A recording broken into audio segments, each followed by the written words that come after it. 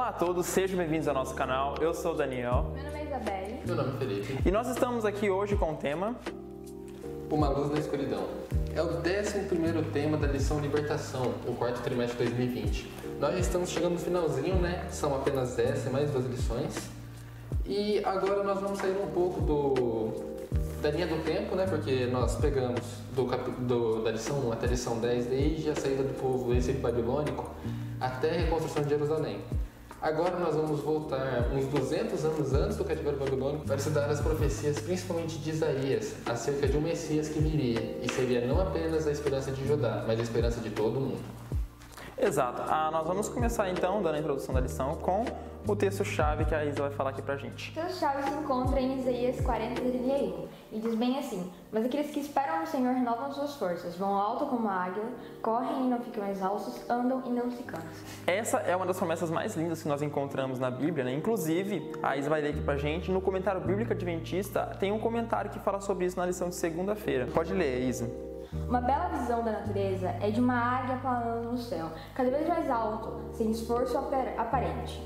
Do mesmo modo, o Filho de Deus que recebe força do alto é capaz de ir sempre adiante e para cima, conquistando novas alturas. Dia após dia, é privilégio do cristão seguir, mediante a graça, de vitória em vitória. Que maravilha, é uma promessa linda que a gente percebe que a gente vai tendo vitórias quando a gente se espera no Senhor. Então isso é uma promessa maravilhosa, né? E vamos começar então aqui a respeito da história, o contexto histórico que o Felipe falou. A gente vai botar uns 200 anos para poder entender o que estava acontecendo na história.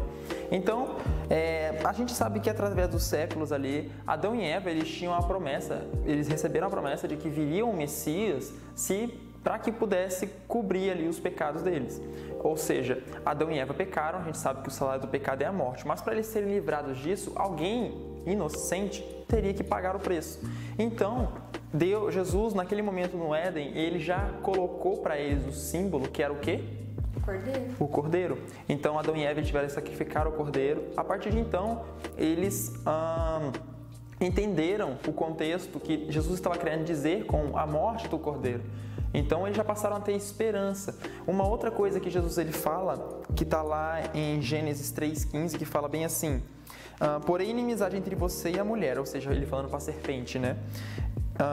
Entre a sua descendência e o descendente dela, este ferirá a sua cabeça e você lhe ferirá o calcanhar.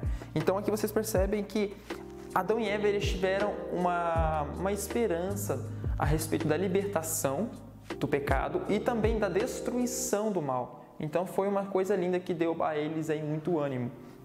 Uma coisa é que quando Satanás ele levou nossos primeiros pais a pecar, o mundo infelizmente abriu uma brecha para que Satanás entrasse no mundo e tomasse posse dele. Então Satanás se tornou meio que o Deus dessa era. Então, a partir de então, Cristo só poderia ele mesmo libertar a humanidade e tomar de volta o poder. Então foi o que acabou acontecendo, né? Que a gente vai mais para frente, que se sacrificou para poder não só redimir a raça humana, mas também tomar a posse do mundo.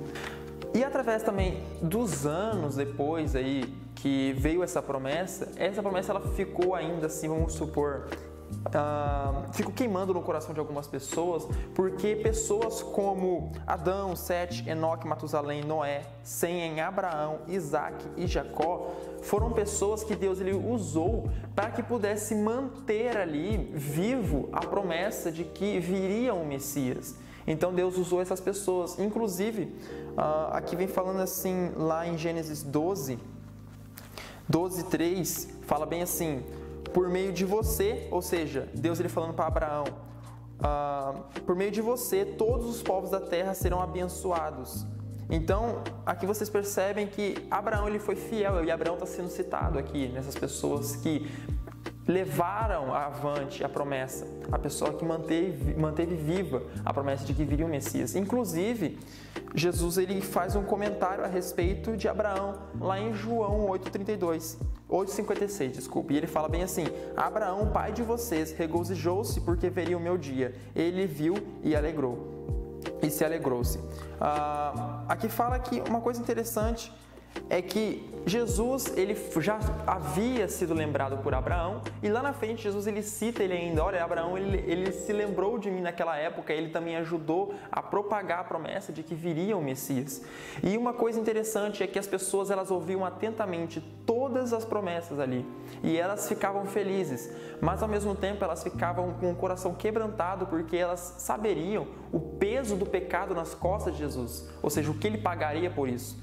Então aqui fala uma coisa que vem falando Jacó, ele vem dizendo assim, Jacó abençoou Judá, ele profetizou a mesma bendita esperança, que fala assim, o cetro não se apartará de Judá, nem o bastão de comando dos seus descendentes, até que venha aquele a quem pertence, e a ele as nações obedecerão. E Balaão, inclusive, né, aquele homem que não quis abençoar o povo lá porque não achava que eles eram pecadores e que não deveria fazer isso, né, e ele acabou fazendo porque ele havia prometido e Deus fez com que ele cumprisse.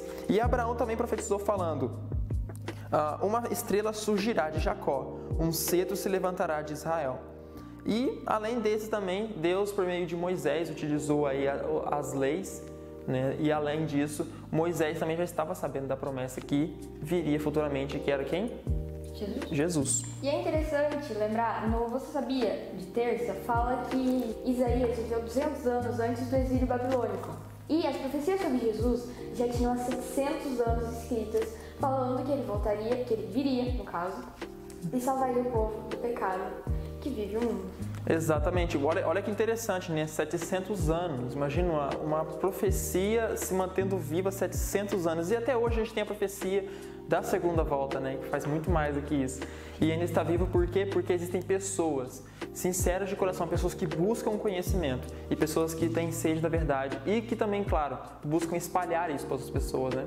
Uma outra coisa é que as cerimônias, a gente sabia que as cerimônias do santuário e que também o santuário que a gente tinha aqui na Terra era uma representação do santuário celestial em que Cristo estava atuando, Jesus estava servindo o santuário celestial.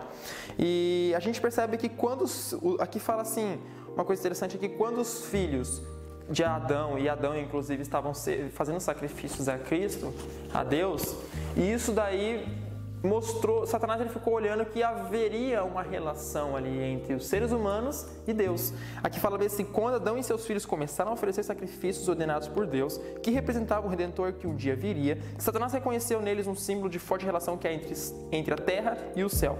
Ao longo dos séculos, ele tem tentado constantemente cortar essa relação. E como ele tem feito isso? Satanás ele tem feito com que as pessoas que estavam fazendo sacrifícios, elas pensassem que fazendo o sacrifício acalmaria a ira de um Deus furioso. Então as pessoas, elas estavam criando, meio que algumas pessoas estavam tendo essa visão em vão de que Deus estava furioso e por isso que elas faziam o sacrifício para que a ira de Deus não caísse sobre eles. Mas era o que? Justamente totalmente diferente, era para que eles recebessem o perdão. A culpa deles era transmitida para o Cordeiro e dessa forma o Cordeiro era sacrificado. E isso simbolizava que o amor de Deus por nós e não que Deus ele quer acalmar a ira dele. Então Satanás ele foi mudando um contexto enorme, mudando também a mente das pessoas. Inclusive, Satanás aqui fala que nos rolos do pergaminho das antigas escrituras do Antigo Testamento, fala que Satanás ele leu as palavras que estavam no tabernáculo. Então Satanás, é claro, Satanás conhece a Bíblia, Satanás conhece toda a história. Então quando ele leu isso, ele passou a compreender mais o plano da redenção. E ele fez o máximo possível para tentar atrapalhar. E qual foi? Que os judeus rejeitassem Jesus. E não foi o que aconteceu, gente? Os judeus eles não rejeitaram Jesus, inclusive sacrificaram ele. Satanás estava fazendo esse que era o objetivo dele, matar Jesus. Mas acabou que ele acabou cooperando para o plano exatamente que Jesus tinha, que era morrer por nós. Né? E uma coisa aqui fala assim, o que Satanás ele leu foi assim. Ele leu que aquele que deveria aparecer seria como um cordeiro levado para o matador. Sua aparência se tornou irreconhecível, a aparência de Jesus no caso. A sua aparência se tornou irreconhecível como homem. Não parecia um ser humano. O Salvador prometido seria desprezado e rejeitado pelos homens, um homem de tristeza e familiarizado com o sofrimento. E aqui fala que ele foi castigado, né? Jesus ele foi castigado em nosso lugar. E uma coisa é que ele não só tentando destruir, acabar com o plano da redenção, mas Satanás, antes, lembrando lá do dilúvio, ele tentou destruir a humanidade inteira e quase conseguiu, se não fosse por quem? Noé. Noé e sua família. Então Satanás ele tentou destruir a humanidade, mas Noé e sua família, fiéis a Deus, foram os únicos que permaneceram. Então, a gente percebe que aqui fala que Deus levantou mensageiros para chamar a atenção para o verdadeiro significado das cerimônias sacrificiais e especialmente para a promessa da vida daquele para quem todas as cerimônias apontavam, que era quem? Jesus. Então vocês percebem que há muito tempo atrás, Deus ele tem feito planos para a redenção, para a salvação da humanidade. E Satanás ele tem tentado justamente o contrário, que é a destruição do plano da redenção e a destruição da humanidade. Mas graças a Deus isso não aconteceu. Deus ele sempre tem um jeito de trabalhar com as coisas. Claro, Deus é muito mais inteligente do que um anjo, a criatura dele, né? Então, Deus ele acabou colocando o seu plano em prática, mas ele enfrentou forte oposição contra isso, né? Antes da vinda de Cristo, vocês percebem que muitos profetas morreram, né? Mesmo sendo fiéis ali, eles morreram fiéis, pregando a palavra. O mais incrível é que esses profetas, inclusive, foram mortos pelos próprios judeus, né? Em sua maioria. Exato, e é uma coisa interessante. Mas Jesus falou também, né? Jerusalém que recusou os profetas na entrada triunfal dele. Tanto que tem uma parte que fala que a ira de Deus cairá sobre os ímpios aqui, por causa do sangue dos santos e dos profetas que foram mortos aqui na terra, né? Será uma justiça, assim, bem grande sobre os ímpios, mas vocês percebem que o inimigo ele trabalhou de todas as formas possíveis, né? Para que as descendências lá de Abraão, todo esse povo desviasse dos caminhos de Deus e para que todo o plano viesse então a falhar. E nós percebemos, quando Jesus ele veio na Terra, a gente percebeu o verdadeiro caráter dele, o verdadeiro objetivo que ele tinha. Aqui fala assim que Davi profetizou que a vinda de Cristo seria como a luz da manhã ao nascer do sol, numa manhã sem nuvens. E Oséias confirmou tão certo como nasce o sol, ele aparecerá. E vem falando, depois que Cristo nasceu, vem uma coisa interessante, que ele mesmo já estava consciente do que ele já passaria, né? Mas mesmo assim, ele buscou manter-se firme vamos colocar assim, no objetivo que ele tinha. Imagina, Felipe, você saber, imagina, Isa, você também saber como que você vai morrer e tudo que você vai sentir antes de ter a morte. Aqui ele fala bem assim: fui desprezado e rejeitado pelos homens. A primeira coisa, um homem de tristeza e familiarizado com o sofrimento, como alguém de quem os homens escondem o rosto. Fui desprezado e nós não o tínhamos em estima. Vocês percebem que era primeiro um sofrimento psicológico que ele vem relatando aqui. Jesus ele vem dizendo isso daqui e depois, deixa eu ver aqui, em Isaías 53, 3 ao 6, né, que vem dizendo isso daqui. E uma outra coisa é que ele vem falando assim: a zombaria partiu o meu coração. Estou em desespero, supliquei por socorro e nada recebi, por consoladores e a ninguém encontrei. Puseram-me fel na minha comida e para matar minha sede deram-me vinagre. Então já passou um sofrimento mais físico. E depois ele vem relatando também a respeito do sofrimento mais intenso, que foi a crucificação em si mesmo. E isso vocês percebem, gente, que mesmo ele tendo toda essa profecia, mesmo ele sabendo que ele iria passar, ele não desistiu de você, ele permaneceu firme para que a promessa dele fosse cumprida e para que eu e você tivéssemos novamente uma nova oportunidade. As profecias de Isaías se referem a um período turbulento na história judaica. Por quê? Eles estavam sendo ameaçados por impérios vizinhos e, consequentemente, estavam se afastando de Deus. A nação de Judá estava trilhando um caminho de decadência que culminaria o Império Babilônico. Para os cristãos, as profecias de Isaías não apontam somente para a volta dos filhos de Israel para a sua terra natal. Elas apontam também para a vinda, que seria do Messias que iria libertar o mundo desse pecado, de um pecado maior, que no caso é Satanás, que veio para a terra, igual Daniel falou, estava dominando todo aquele período. E ele teria que vir para nos salvar. A lição tem uma parte destacada aqui que eu gostaria de ler, que fala que ela foca na esperança e como as promessas de Deus podem trazer luz e ânimo para nós nos momentos mais difíceis da nossa vida. Agora, entrando na história de Isaías, no Você Sabia, de terça, fala que merecidamente ele era conhecido como rei dos profetas de Israel. Por quê? Porque os seus escritos eram obra-prima de todos os outros escritos. E ele também era conhecido como o profeta da esperança, porque as palavras dele traziam esperança da vinda de Jesus, de que ele iria salvar todos nós. E tem uma curiosidade interessante, né, sobre o livro de Isaías, porque Isaías, como a Isa disse, foi o principal dos profetas. O principal profeta também sobre as profecias messiânicas, né, que como se chamam as profecias que falam sobre a vinda do Messias, messiânico Messias. Enfim. O livro de Isaías ele tem 66 capítulos, igual a Bíblia tem 66 livros. E se você for analisar, os primeiros 39 livros da Bíblia são antes da vinda de Jesus. E 39 capítulos de Isaías falam sobre o povo de Judá, né? Sobre o período contemporâneo a ele, ou seja, antes da vinda de Jesus. E os últimos 27, assim como os últimos 27 livros da Bíblia, retratam sobre a vinda de Jesus e sobre a vida que ele teria aqui na Terra. E também sobre coisas que aconteceriam após a segunda vinda de Jesus, né? Porque ele fala como será o céu, inclusive.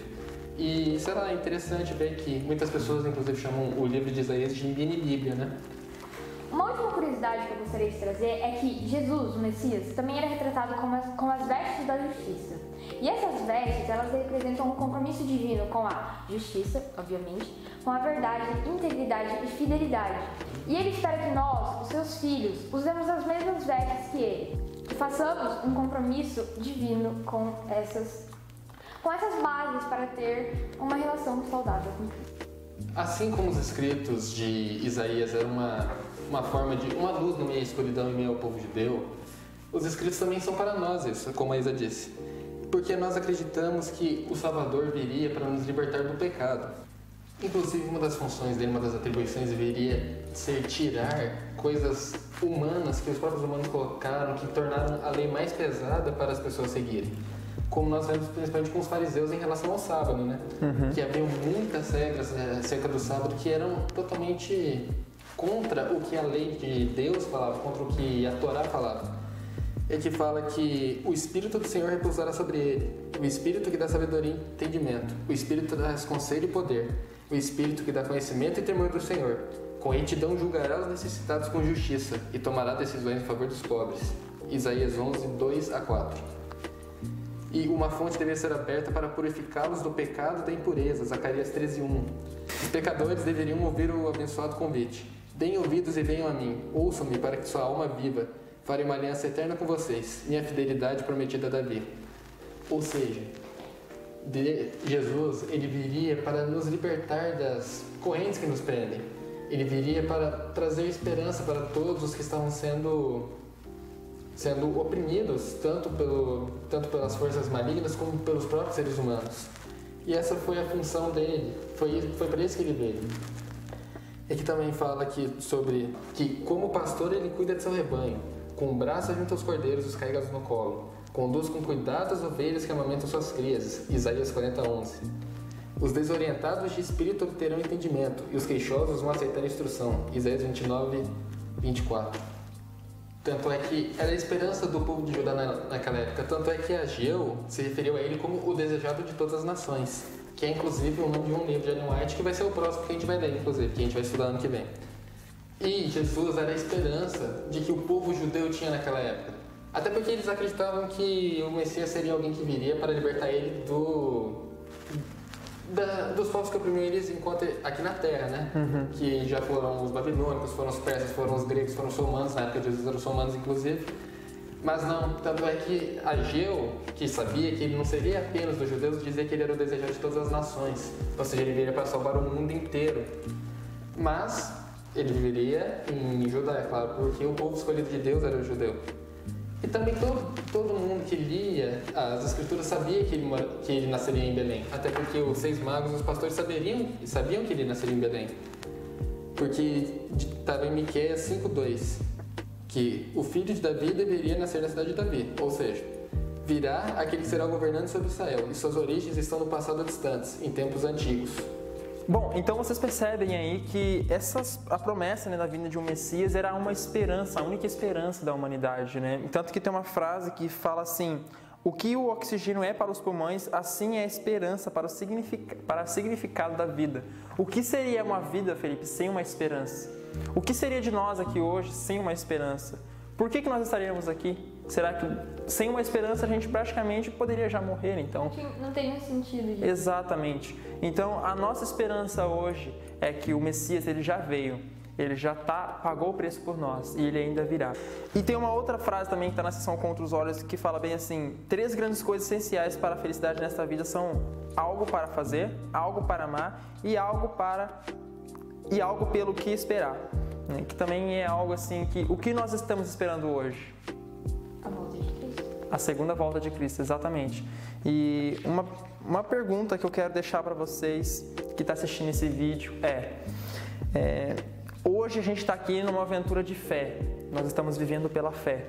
E se você estiver disposto a confiar, saiba que será a melhor experiência da sua vida. E com certeza, você confiando em Cristo, você vai ter uma experiência incrível. E eu te pergunto hoje, e aí, você está pronto para voar? Que esse seja o seu desejo hoje, de estar alcançando cada vez mais novas expectativas e que a sua esperança esteja centralizada em Cristo Jesus, que um dia virá para nos buscar novamente. E vamos agora terminar com uma oração. Felipe, você quer fazer uma oração para a gente? Pode fazer. Oremos então. Senhor Deus amado Pai, muito obrigado por essa oportunidade que nós tivemos de mais uma vez estarmos aqui estudando Sua Palavra.